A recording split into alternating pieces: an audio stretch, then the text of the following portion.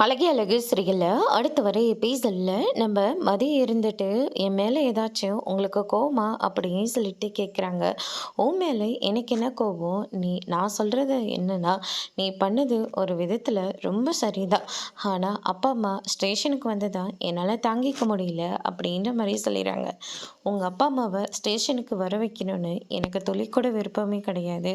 உங்கள் தம்பி ஃபோன் பண்ணி என்னை கண்டபடிக்க பேசினாரு. அந்த கோவத்தில் தான் அவரை பார்க்கறதுக்காக நான் ஸ்டேஷனுக்கு போனேன். ஆனால் போன இடத்துல அது வேறு மாதிரி போயிடுச்சு. சத்தியமாக இதுக்கும் எனக்கும் எந்த சம்மந்தமும் இல்லை, என்னை புரிஞ்சுக்கோங்க அப்படின்ற மாதிரி சொல்லிடுறாங்க. அட விடுமதி, சுரேஷ் இப்போ வர வர ரொம்ப ஓவராக பண்ணிகிட்ருக்கான். அவன் பண்ணுறது ரொம்ப பெரிய தப்பு. ஆனால் அவன் புரிஞ்சுக்காம என் புருஷன் பேச்சை கேட்டுக்கிட்டு அவன் ரொம்ப ஓவராக பண்ணிக்கிட்டு இருக்கான். அவனுக்கு சரியான தண்டனையை தான் நீ கொடுத்துருக்க அப்படின்ற மாதிரி சொல்லிடுறாங்க. செய்யாத தப்புக்காக வீட்டை விட்டு வெளியே போகணும்னு சொல்கிறதும், வீட்டுக்கு வெளியில் நம்ம உட்காந்துக்கிட்டு இருக்கிறதும், இதெல்லாம் நீ மட்டும் அனுபவிக்கல, நானும் நிறைய தடவை அனுபவிச்சிருக்கேன் அப்படின்ற மாதிரி சொல்கிறாங்க. என்ன சொல்கிறீங்க நீங்கள், உங்களை பற்றியா சொல்கிறீங்க? அதெல்லாம் விடுமதி, நம்ம அடுத்த வேலையை போய் பார்க்கலாம். ஒரு நிமிஷம் இருங்க, இப்போ சமைச்சு முடிச்சிடலாம்.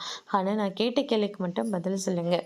இந்த மாதிரி கஷ்டத்தை நீங்களும் அனுபவிச்சிருக்கீங்கன்னு சொன்னீங்கல்ல, என்னாச்சு அப்படின்னு சொல்லிட்டு கேட்கவும், அதுக்கடுத்ததா யார்கிட்ட சொல்கிறதுன்னு தெரியல, உங்ககிட்ட தான் சொல்கிறேன் அப்படின்னு சொல்லிட்டு, இது அண்ணனுக்கும் அன்னைக்கும் தெரிஞ்சால் ரொம்ப வருத்தப்படுவாங்க அப்படின்ற மாதிரி சொல்லி அவங்க அன்னைக்கு நடந்த எல்லா விஷயத்தையும் நம்ம மதிக்கிட்ட சொல்லி வருத்தப்பட்டுட்டு இருக்காங்க. அதோட பிரம முடிச்சிருக்கு.